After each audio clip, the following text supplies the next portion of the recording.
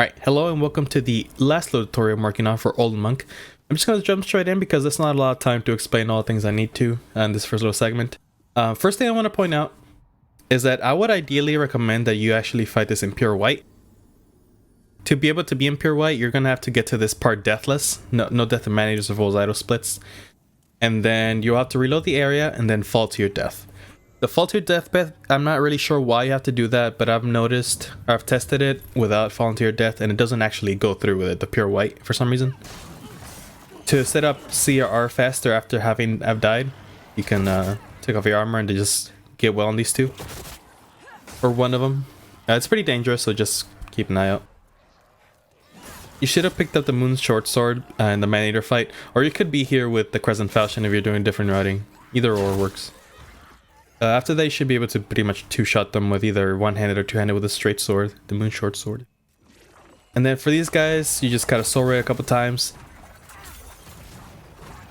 And then just melee attack usually at the end will do the rest of the trick. These two you can actually soul ray as well, just get both at the same time with one of them. We can line them up.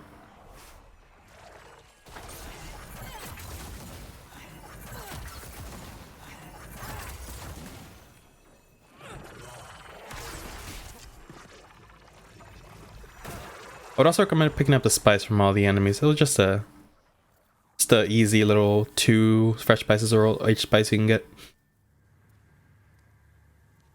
Okay, as I tend to do now, I'm going to show you how successful fight sort of looks like.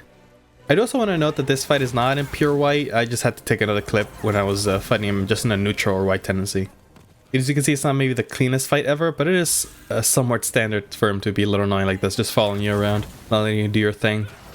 You go first, homie Soul Mask, because as you can see, if you hit him with the magic and then he casts that, it's very hard to see them.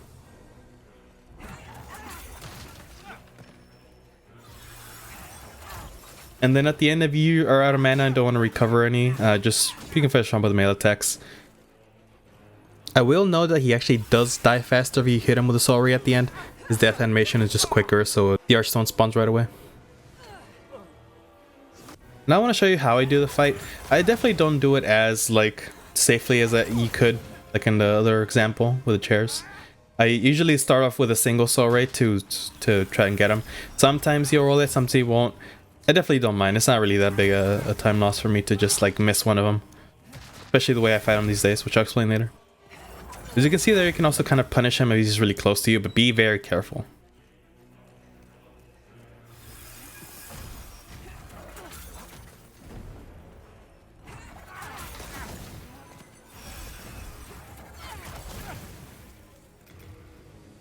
Okay, so this is what happens if you just kind of spam the magic, the soul ray attack.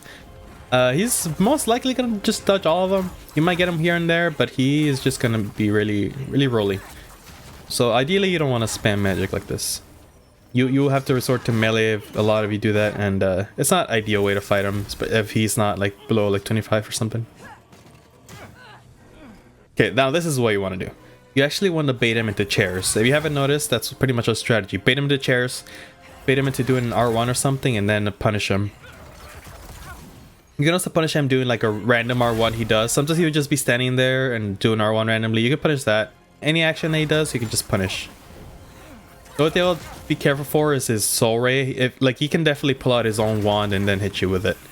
That's definitely very scary.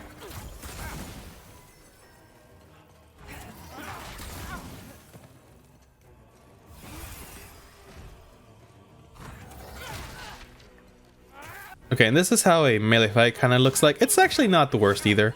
The damage is alright. You can definitely resort to this if you wish, but I would argue that it is a little more dangerous because you are in his melee range at all times. The claws he has can definitely outspeed your R1s if you don't space it well. If he rolls on your R1s, you can definitely keep going, keep swinging, and he should be able to be caught in the second one. He may roll twice, so ideally you have enough stamina to do at least 3 swings so you can get caught eventually, but...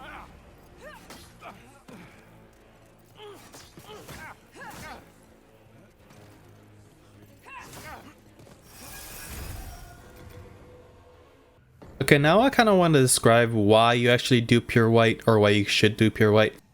So enemies and even the boss themselves have either less defense or less HP overall whenever you're in pure white tendency.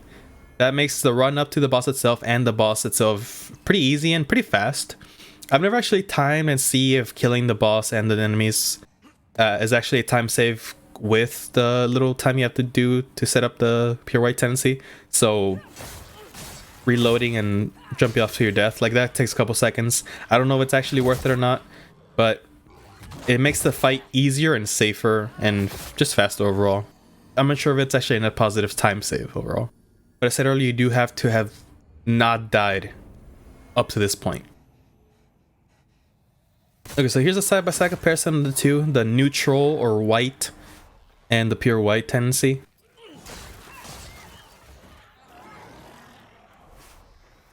The centipede enemies shouldn't be much different. They should be 2R1s, possibly two-handed, possibly one-handed even. But the real big difference is these mind flayers. With regular tendency, it should take 4 soul rays to kill, and then for pure white it should be 3 soul rays and then maybe just a melee attack. That alone isn't the biggest time save, but actually saving that mana is kind of useful. As you go to the second one, you're going to find that you're very low on mana.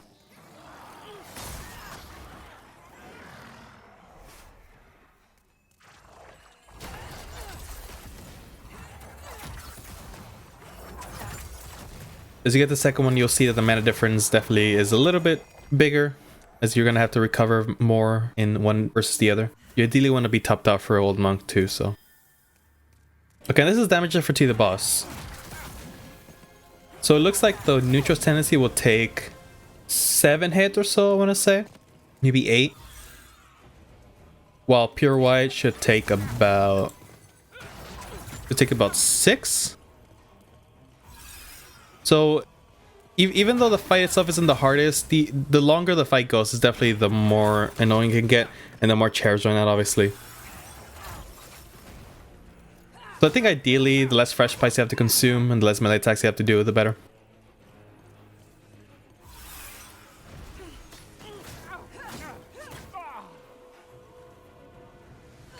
And then here on top, I'm gonna show you how it is to fight with the Sharpness Ring as well. In some routings, you can definitely pick up the Sharpness Ring without losing too much time. So this is going to be different. So Centipede should be exact same as Pure White. But for the Mind Flayers,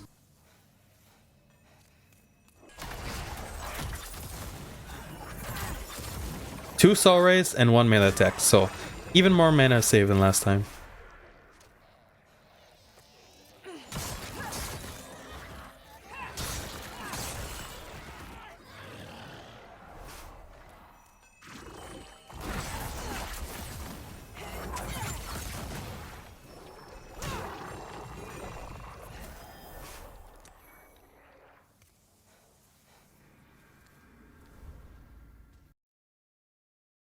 Okay, and this is the boss with the Sharpness Ring on top.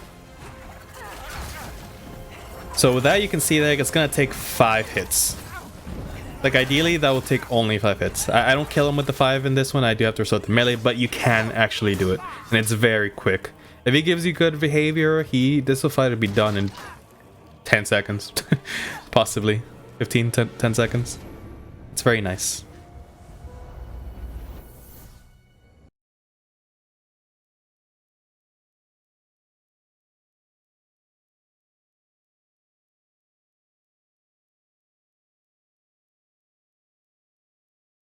Alright, and that's it.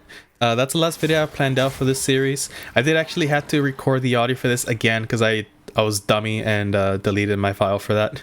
Didn't move it to the right place, and I thought it was just extra stuff.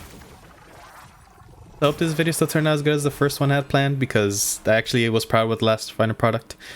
But